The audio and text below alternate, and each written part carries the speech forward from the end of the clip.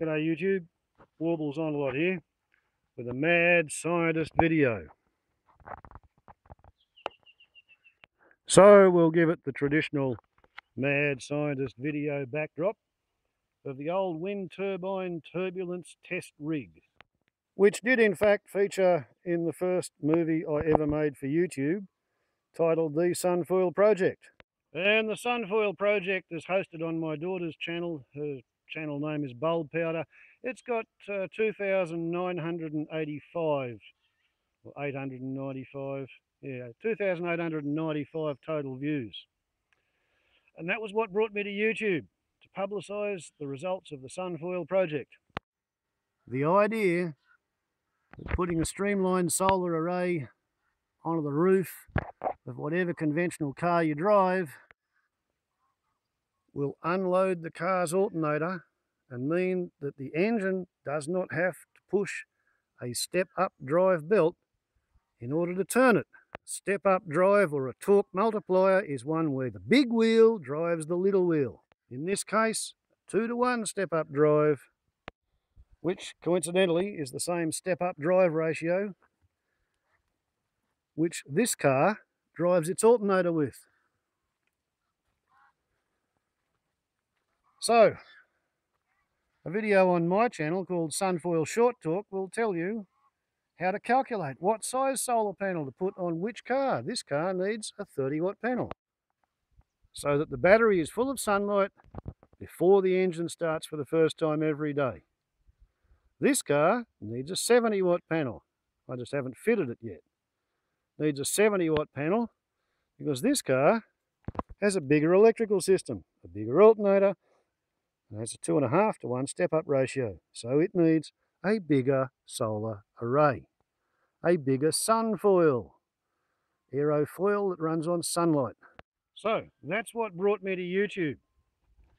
And I thought, because I am an oddball, not a fuckwit, and I live alone in a regrowth forest on an endangered species sanctuary, I figured that maybe, perhaps, possibly, if I made other videos about other aspects of my life apart from the solar panel on the roof of the car, it might kind of just perhaps convince people that I have a fairly low bullshit quantity. Around about 5% in real life. Sometimes it's as low as 2.5%, sometimes it's as high as 9%. But most of the time my bullshit content is pretty low. So I made a lot of other movies. There's 1,770 on my scroll at the moment. And 4 of the videos that I chose to make just to sort of have something go out there to demonstrate the fact that I'm not a fuckwit. I'm an oddball, but I'm not a fuckwit. I'm a mad scientist, but the madness isn't dangerous and the science is pretty good, so maybe you should pay attention to what I've had to say about sunfoils. I decided to make a video about my genuine attempt to cause a flywheel to rotate under the influence of stationary permanent magnets with another array mounted on the flywheel. Microlight Aeroplane Design Establishment, the MAD establishment, was the precursor of Aerophysics Engineering Research Operations Enterprises, which continued to dabble in wind turbines. And so the logical extension was for Aerophysics Engineering Research Options Hillbilly Enterprises to construct, based on a centrifugal air pump powered by an alternating current motor which has beautiful bearings and is perfectly balanced at the factory, a magnetic flywheel test rig, and this is the 4th iteration. Now, the aluminium vanes and the flywheel were perfectly balanced. As I said, it's a beautiful bearing. Foam styrene weighs very little, and by using an equal amount of foam styrene to glue wedges between the vanes, I was able to mount pot magnets, so called because they're mixed up in a pot. And then the epoxy goes hard, and the powder is aligned in a strong magnetic field and it becomes a magnet. And the table surrounding the flywheel is placed so that other pot magnets could be moved in an infinite variety of angle and dangle and position and placement and arrangement in order to try and find some arrangement which would cause the wheel to commence turning of its own volition, or at least sustain its revolution if it was once spun up. None of the variable arrays seemed to do much, so the final iteration was to have a phased array of magnets, and an attempt to turn it forwards shows that the mass and inertia of the electric motor on the perfect bearing with the balanced aluminium flywheel and the radially balanced foam styrene, hot glue and magnets, it spins for quite a while. And as it slows down, you can see that it's cogging.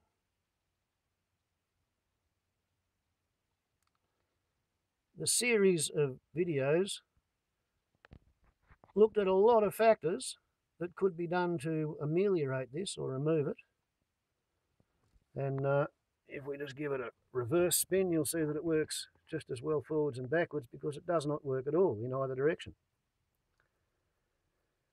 And it's because there are 360 degrees in a triangle, and there are 360 degrees in a circle and 180 degrees in a triangle.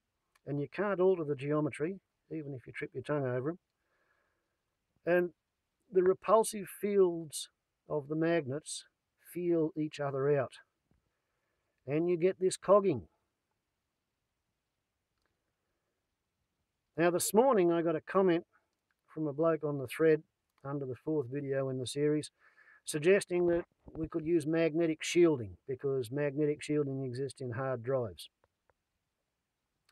But he's talking about dynamically magnetically shielding the repulsor field on each one of these stator magnets. And I explained that because nothing is 100% efficient, the battery that he stores his electric current in is going to be 90% efficient. The circuit that runs his electromagnetic winding around the permanent magnet, that circuit will be maybe 98% efficient. The electromagnet itself might, that might be 98% efficient. The generator that he uses to replenish the battery is going to be maybe 90% efficient. So he's going to use 125.88% of the energy that comes out of his shielding apparatus is going to be required from the axle to recharge the battery, which runs his electric doohickey. So he's just going to act as an electromagnetic drag brake and stop his flywheel that much faster. And while I was looking at his question and answering it, I ran up to the top of the video title page to see how the video was going. That's the title, by the way: The Ultimate Illegal Research, Permanent Magnets Outlawed, Alternative Energy Forbidden, number 4. And I don't know whether you can read it there, but 99,764 views. A video about why permanent magnet flywheels are a bullshit idea, and we've got almost 100,000 views, within 250 of hitting the 100,000 views. And that was this morning when I had a look, and I've got to be honest with you, at the rate my total view count is rising at the moment, 591, 145 on Sunday, 592, 286 on Monday. Today is Tuesday, 593, 568. Until about 4 or 5 months ago, this video was just sitting quietly at 4,000 views or so. And it then began to climb at roughly 700 to 1,000 views per day, and it's been lately over 1,000 views per day.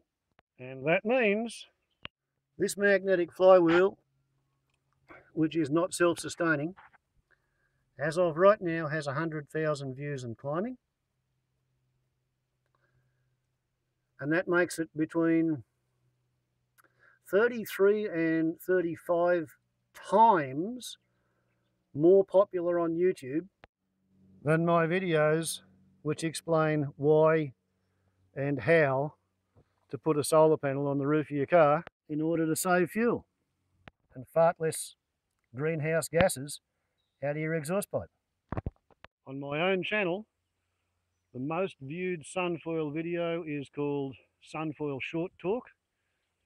It shows you how to measure your car for the optimum size panel, and it contains the Commonwealth Scientific Industrial Research Organisation's evaluation of the panel and its endorsement of the SunFoil project principle. And it has 2,353 views. Because I guess, based on the evidence,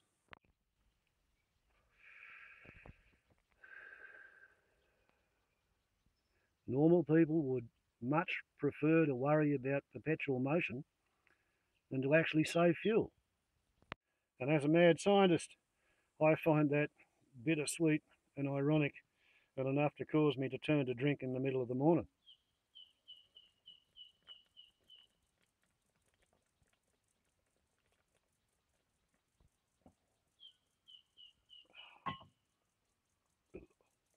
Rugby. Yeah, I'm delighted that my magnetic flywheel video has got 100,000 views. It's an absolute thrill and a bit of a triumph for primitive technology. Making videos on the pause button, no editing software, and a button mobile phone. But I am a bit sad that my perpetual motion magnetic flywheel videos got 35 times more views than my how to measure your car for a solar panel video. I mean, that's just says a lot about humanity. Warbles on a lot to YouTube. The madness isn't dangerous, and the science is pretty good.